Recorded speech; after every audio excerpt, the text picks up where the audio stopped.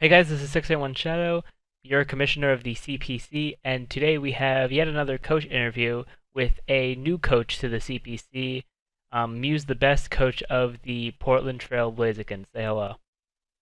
What's up, everybody? It's Andrew here, and I'm excited to be a part of the CPC this season. Alright, um, so our first question for you is, how did you get into competitive Pokemon and the draft format? Oh, how I got into competitive Pokemon, that's how I got into it. I stumbled upon some competitive videos, and I was like, that turns out I couldn't really because I sucked. But that's that. And how I got into competitive,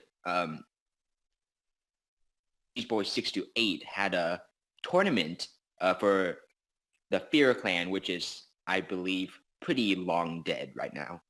But during the summer, they had a tournament to recruit for it, and I indeed went there, and it was a double elimination tournament. And so I kind of participated in it, made it to semifinals, lost, and then made it back to finals in the losers bracket, lost again. And unfortunately, there was quite a bit of hacks that kind of ended me.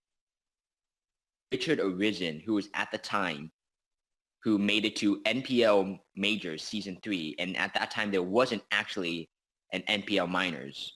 And I also met Jolt, who was a part of the Fear Clan, and Cheeseboy 628, who also was in the NPL. So yeah, I was like, fun. I'm just gonna roll thing and go for it. And I ended up making NPL Minors for Season 1. And that's basically it. There's more details, but I'll just keep it brief for now. Alright, that's quite the story. And I actually now know a bit more about like the past of a few MPL guys. 'Cause I had no idea that the Fear Clan was a thing. So I mean that's pretty cool. So um, our next question is how much Pokemon Draft League experience do you have? Like, have you been in any notable leagues? I know you said you were in season one of NPL Minors, but have you been in any other notable leagues? In any other noble leagues, not really in particular. I've participated for a couple weeks in the World Pokemon Federation before it kind of died because and everyone was just dipping. And like I said earlier, I've participated in the NPL Minors, and right now I've participated in about 3 seasons. I've participated in a lot of other smaller leagues too, and I've also gotten advice from a lot of good people, if that counts, like Chris Togavar, who's in the CPC currently, Matty Brawley, who was in the CPC, et cetera, et cetera. And uh, leagues, I don't really think I've been in the NBA minor. All right.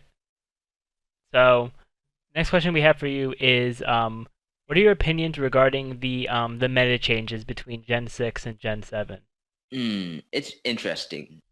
Personally, okay, this is a bit off topic, but the thing is, I'm a really big Little Cup player, and in fact, when I tried out for the Little Cup was one of the main things I tried out for, and the other things are also OU and UU, but that's kind of irrelevant. So Little Cup is, I don't really like Little Cup this generation. It's just necessarily banned, and some of it was because of they just didn't want to code it. Like conversion with Oregon itself got banned when I don't feel it's necessary. And there's just a couple other nerds that they're just menial details that I just did not enjoy. Like I can sort of get but I don't think the prankster nerf was really all that necessary. Then the sucker punch nerf, I don't think that was necessary either. And the Wait, hold on. Sucker Punch got nerfed? got nerfed by 10 base power. Oh, I didn't know that. Well, And that also, Little Cup Tier 2, so it kind of ties together. Fletchling, who was Mon in Little Cup, it wasn't broken by any means. I think it was like B tier out of S tier and S tier plus. Fletchling is now unusable. Talonflame is still sort of usable, but every other line of the Mon is just completely unusable because of the Gale Wings nerf. And Z-moves are really a lot of work, or I've seen it do no work. There's a lot of ridiculous things that I think they added into this meta, and much new things, to be honest, because it kind of makes everything too broken, as you say, which makes the meta a bit kind of boring because everything is too good. Yeah, I see where you're coming from on that. Definitely, because if you have a bunch of like broken things, then it just gets boring because you see the same things over and over again. Like you're gonna see a lot of you see a lot of like Magirnas Unless if it's like the Tapus. unless it's like Ubers, because that's a bit of a different case. Yeah, Ubers is definitely a different case. So, on to the next question. How confident are you going into CPC Season Ooh, 4? I personally don't have that much self-confidence in general. Um, I think I could at least score maybe 5 or 6 wins, but I've been kind of tilting lately, as shown as in NPL Minors Season 3, how I lost every other week. And if you include my preseason match, it's still true because I won the preseason match, lost week 1, etc., losing every odd-numbered match. And also, that was the first season that I did make playoffs or win week 1, which was also the first time. And I'm just kind of shaken up by it because I also missed playoffs because I unfortunately missed a couple moves, which was really crucial. I'm just a bit shaken up by it because it happened not too long ago, maybe like 2 or 3 weeks ago, probably earlier than that actually. And I'm not early, but sooner, like it wasn't that long ago is what I'm saying. But yeah, I'm still a bit shaken up by that, but I do like my draft. So I'll just say that much. All right. Yeah, definitely. We all go on tilt at some point. Like I remember last season of CPC, I was on like a major tilt. So we all eventually come back from them. So I'm sure you'll come back from the Hopefully. tilt um and do decently well in the season. So for our next question, and a lot of coaches have a tough time in responding to this one. But in your opinion, who is the most skilled coach in season The 4 most of the skilled coach in CPC? season 4. Hold up. Let me go to the chat and check the draft order so I can see who's in here again. Sorry about that. Hmm. So the most skilled coach. So I'm not sure if I can say the best coach, but I can definitely I could tell a top 4. Okay. Chris Togavor, Aberforth, Verd, and Rob, all really extremely good players. And when they're on the on game, I mean, they're nearly unbeatable. And some of them also have a bit of the flaws, which is why it's also kind of hard to distinguish one of them. I would say the most consistent would be Verd, so I guess I could say Verd is the best. But really, it's just so close, it's really hard to tell. Yeah, definitely, because we have very strong competition this season. So it's definitely, I see why it's hard for a lot of people to say who is the most skilled coach in the league. That's definitely something I can agree with, and I personally can't really pick out anyone either. So to add on to that question, um, out of the coaches in CPC season 4, who is your favorite My coach to have a favorite match coach to have a against? match yet? I'm not sure. Um, I know I don't face a lot of people in the season because of the conferences and division and stuff, but I do know I faced a couple of people who that I would be pretty excited. Maybe 3 actually. Do I face him? Hold up. Sorry. Let me check if I do face him or not. I don't actually face him. Okay. So I'll just stick to the 2 then. The 2 people that I'm most excited to go against is Chris and Verd.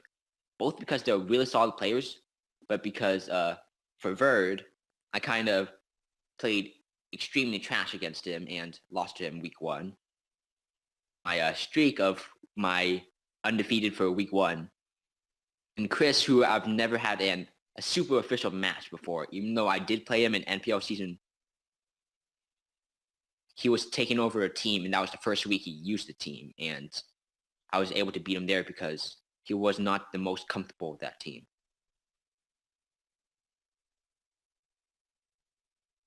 So yeah. All right. Yeah. So, what made you decide to join the CPC? Sort of not making it last season, I was like, I kind of want to join the season, and it was gonna be after the NPL minors. The season ended, and well, it's just kind of more of a way to wind down and bad players. It's just like a more of a season to untilt myself so I could do better in the future in any possible league that I do in and such. All right, that's definitely a good way to think about it.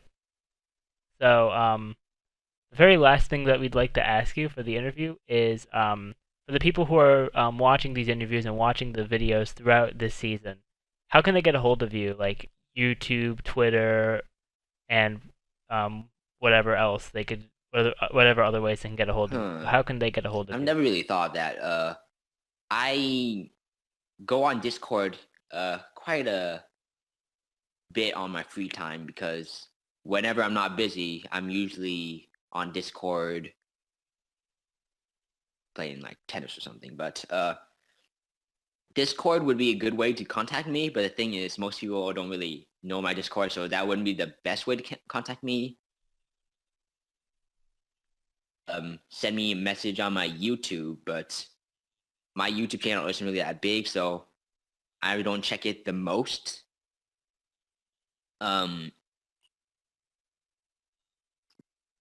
Check my Twitter out, but I don't really check that much either. So I guess the best way would be that I know, because then I could talk to you easier and stuff. All right, so we will have those links, his YouTube, Twitter, etc., in the description down below. So if you want to go check those out, definitely do so. And is there anything you'd like to say before we close Not off the really, interview? just I hope I do good and stuff, and I'm looking forward to the season. All right, same here. So that's going to be the end of this coach interview. Thank you all for watching. Remember to rate, comment, subscribe, and share this video. And make sure to go subscribe to all of the CPC coaches who have been doing an extraordinary job of making sure everything can go as smoothly as possible. So with that, we will see you all next time.